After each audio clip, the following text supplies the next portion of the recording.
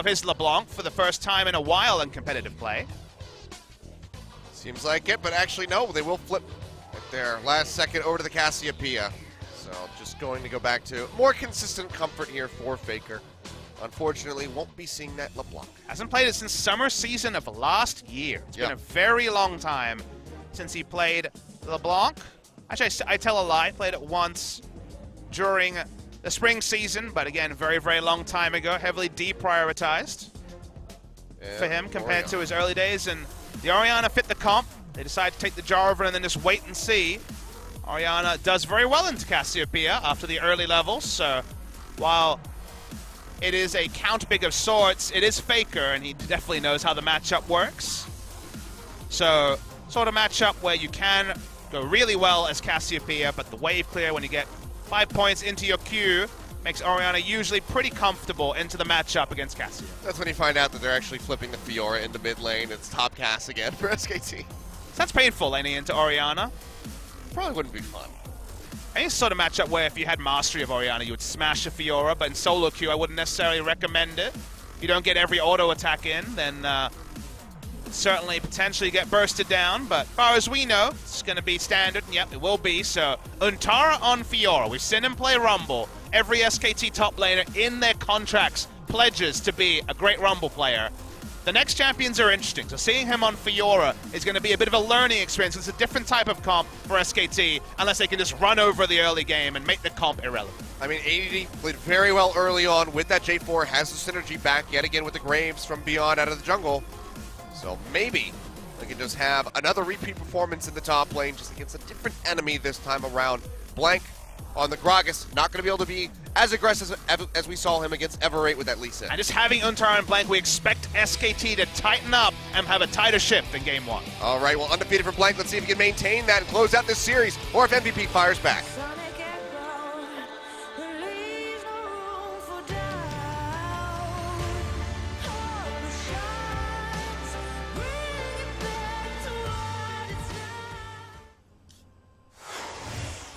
I heard your energy drink. All right, well, I might as well just finish it then. There we go. I was trying to be all sneaky about it. You were not very sneaky. That was an elephant trying to be sneaky. Whoa, Baron Nashor. He's like consumed them all, and now they're in his eyes. Is this prophetic? Will we see SKT be Penta executed to the Baron? That's what it's suggesting. I mean, perhaps. They did not have a Baron pet. Baron owned SKT in that particular artwork. Even the turret itself, very, very healthy. Map's starting to be divided up. So what happened here is that Maha recalled, got 2 AD items, and opted into top side because they want to take Rift Herald. His AD is kind of caught in no man's land. Throws down that Cataclysm. And he's going to be taking quite a bit of damage, tanking up here from Wolf, and First Blood gets handed over to Bang. Seemed unnecessary, given... Despite not even required. Off for the second. Okay, an engaged coming. Voyage comes through here. They're trying to cut off ADD. Q is down until now. Okay, it's up. They make it out of here alive. Untara starting to pinch forward, trying to cut him off as best as possible, but ADD likely just to go over the wall into the Doesn't know if he's engaging or running. That's going to be explosive cast out from Blank. It's locked up in the Cosmic Binding, and he goes down. Max actually finds the kill, and ADD is still just giving Untara the runaround. Might be able to make it out of here with his life. Dash forward from Untara, trying to finish him off. Tempered Fate comes through. Has the repulse to keep himself safe. Cataclysm comes down. Flacken drags out. Can he make it out, though? Bang. Trying to push forward, trying to get an angle, but it's just a bit too dangerous for him. Instead, they will be able to take down Beyond. Get a lot of damage in onto Max. Almost find 2-3 kills there for SK. MVP were controlled in their Rift Herald usage as Faker's hit by the Tempered Fate. It comes down this time. They have the Cosmic Binding into the Shockwave plus collateral damage. He will go down. As MVP puts a second kill on the board. I'll extend the window for the Rift Herald and give it a 7 out of 10. We'll include the back end of the Rift Herald play. All right, well, they're looking for a bit more than that. Maybe that tier 2. Bang.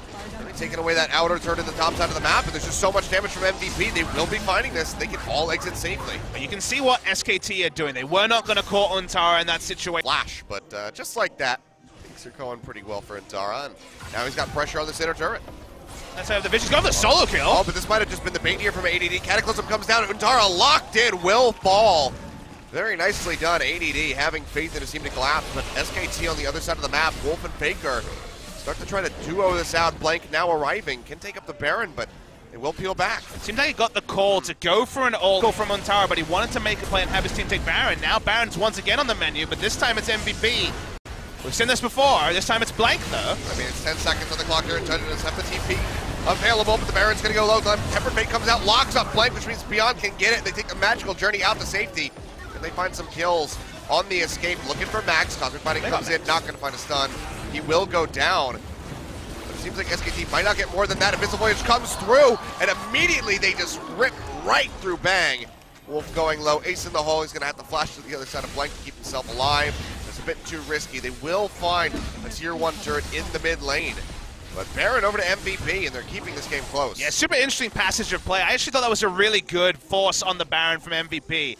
And even though it was, and there's no reason for MVP to be here, because why would SKT push out there? Yeah. There's no objective. Dragons, not for a while, but they're actually going to be sticking around. They're looking for Faker. Advantage Veil getting pop, flashes away. Cataclysm comes down, now locked into the pit. They knock him back in with the Shockwave. Wolf unable to get close enough for the Devour. And now MVP with that Cassiopeia taken out. Yeah, the first brush was too conservative, the second one much better, and they want more here to MVP. They're going to be looking for the inhib. That's going to be Explosive Cast coming through as Peaunt gets knocked in. Wolf going low, pops a great health shield, but there's just not much left of him. He will go down. Collateral damage from Peaunt takes him out. Now the inhibitor line is going to be broken by MVP. Untara not even able to continue the split push. Bang, nor himself in the mid lane, will be recalling. Untara will continue as he cancels that one out, seeing MVP retreat.